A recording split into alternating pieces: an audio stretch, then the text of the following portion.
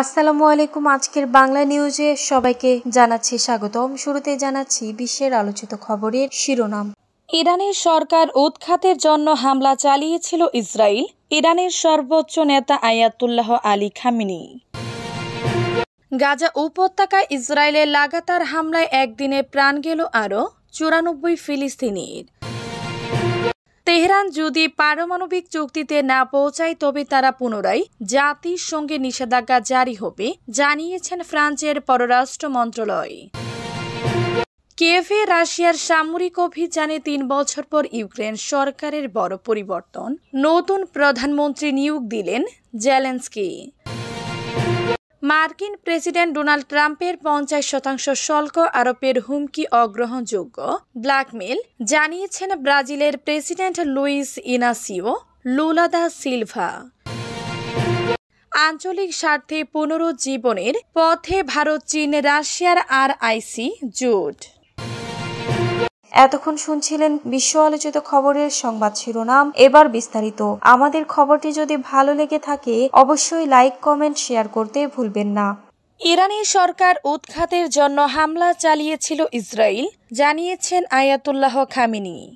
ইরানের সর্বোচ্চ নেতা আয়াতুল্লাহ আলী খামেনি বলেছেন, গত মাসে 12 দিনের ইসরায়েলের হামলার উদ্দেশ্য ছিল ইসলামিক প্রজাতন্ত্রের শাসন ব্যবস্থাকে দুর্বল করা এবং বিশৃঙ্খলা সৃষ্টি করে দেশটির সরকারকে উৎখাত করা।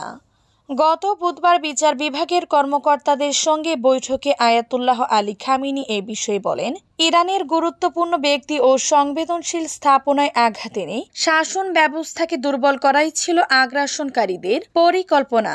ওই বৈঠকের একটি ভিডিও আয়াতুল্লাহ আলী খামেনির ওয়েবসাইটে প্রকাশ করা হয়েছে। ভিডিওতে শোনা যায়, বক্তব্যে খামেনি বলেছেন, ইসরায়েলদের এই পদক্ষেপের লক্ষ্য ছিল বিশৃঙ্খলা সৃষ্টি করা এবং জনগণকে রাস্তায় নামিয়ে এনে সরকারকে উৎখাত করা। গত 13 জুন ইরানে বোমা হামলা শুরু করে ইসরায়েলি বাহিনী। চলে টানা 12 দিন হামলায় ইরানের কয়েকজন শীর্ষ সামরিক কমান্ডার ও পারমাণু বিজ্ঞানী নিহত হন। গাজায় ইসরায়েলি হামলায় একদিনে প্রাণ গেল আরও 94 ফিলিস্তিনির। গাজা উপত্যকায় ইসরায়েলের লাগাতার বোমাবর্ষণ অব্যাহত রয়েছে। সর্বশেষ 24 ঘণ্টায় ইসরায়েলি বাহিনীর তাণ্ডবে আর অন্তত 94 জন ফিলিস্তিনি নিহত হয়েছেন, আহত হয়েছে 3 শতাধিক। ফলে মোট প্রাণহানির সংখ্যা প্রায় 58,700 ছুঁই করছে। তুরস্ক ভিত্তিক সংবাদ সংস্থা আনাদোলো জানিয়েছে, গাজার স্বাস্থ্য মন্ত্রণালয়ের বরাত দিয়ে বৃহস্পতিবার 17 জুলাই প্রকাশিত এক বিবরণীতে বলা হয়েছে, সর্বশেষ এই হামলায় 366 জন আহত হয়েছেন। নিহতদের অধিকাংশই বেসামরিক নাগরিক, যাদের অনেকে শিশু রয়েছে। স্বাস্থ্য মন্ত্রণালয় আরও জানিয়েছে, বহু মানুষ এখনও ধ্বংসস্তূপের নিচে চাপা পড়ে আছেন কিংবা সড়কে ছড়িয়ে ছিটিয়ে রয়েছেন। উদ্ধার কর্মীরা সেখানে পৌঁছাতে না পারায় হতাহতের প্রকৃত সংখ্যা আরও বেশি হওয়ার আশঙ্কা করছে তারা।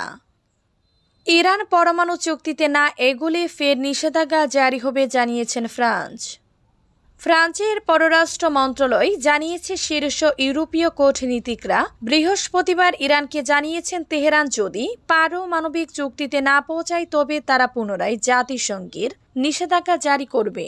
প্যারিস থেকে বার্তা সংস্থা AFP ফ্রান্সের পররাষ্ট্র মন্ত্রণালয়ের সূত্রে জানিয়েছে, ব্রিটেন, ফ্রান্স, জার্মানি ও ইউরোপীয় ইউনিয়নের কূটনৈতিকরা বৃহস্পতিবার ইরানের পররাষ্ট্রমন্ত্রী আব্বাস আরাগচির সাথে বৈঠক করেন।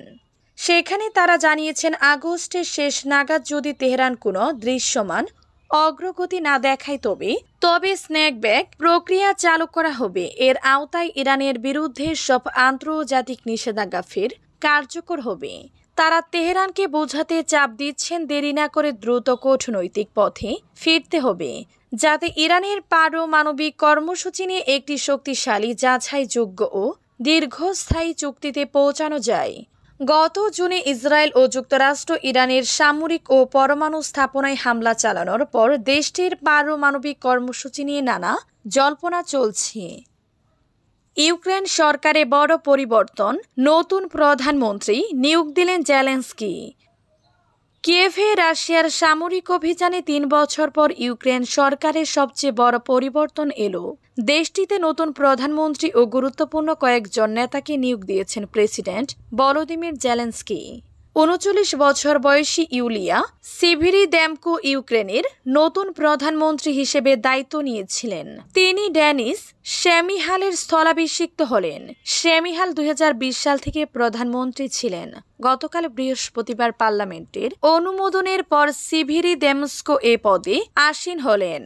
এর আগে সিভিরিদেমস্কো উপপ্রধানমন্ত্রী এবং অর্থনৈতিক উন্নয়ন ও বাণিজ্য মন্ত্রী হিসেবে দায়িত্ব পালন করেন। এসব দায়িত্ব পালনের সময় যুক্তরাষ্ট্রের প্রেসিডেন্ট ডোনাল্ড ট্রাম্পের প্রশাসনের সঙ্গে তার ঘনিষ্ঠ যোগাযোগ গড়ে ওঠে। চলতি বছর ওয়াশিংটন ও কিয়েভের মধ্যে একটি গুরুত্বপূর্ণ খনিজ সম্পদ চুক্তি স্বাক্ষরেও তার ভূমিকা ছিল। এটি ট্রাম্প ও জেলেনস্কির মধ্যে প্রাথমিক শীতল সম্পর্ক কাটাতে সাহায্য করে। সিভিরিদেমস্কো সামাজিক যোগাযোগ মাধ্যমে জানিয়েছেন তিনি দেশীয় অস্ত্র উৎপাদন বাড়ানো, সশস্ত্র বাহিনীর শক্তি বৃদ্ধি ও অর্থনীতিকে সহায়তা করার উপর গুরুত্ব দিবেন। ট্রাম্পের শুল্ক আরোপের হুমকি অগ্রহণযোগ্য ব্ল্যাকমেইল জানিয়েছেন ব্রাজিলের প্রেসিডেন্ট।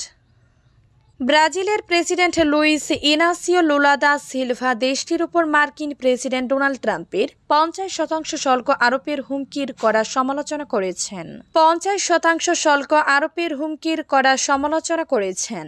গতকাল বৃহস্পতিবার জাতীয়ভাবে সম্প্রচারিত এক ভাষণে লুলা বলেন, এ হুমকি অগ্রহণযোগ্য ব্ল্যাকমেইল। ব্রাজিল ও যুক্তরাষ্ট্রের মধ্যে কোনো চুক্তি বা সমঝোতা না হলে আগামী ১ আগস্ট থেকে দেশটির উপর ওই বর্ধিত শুল্ক কার্যকর হবে।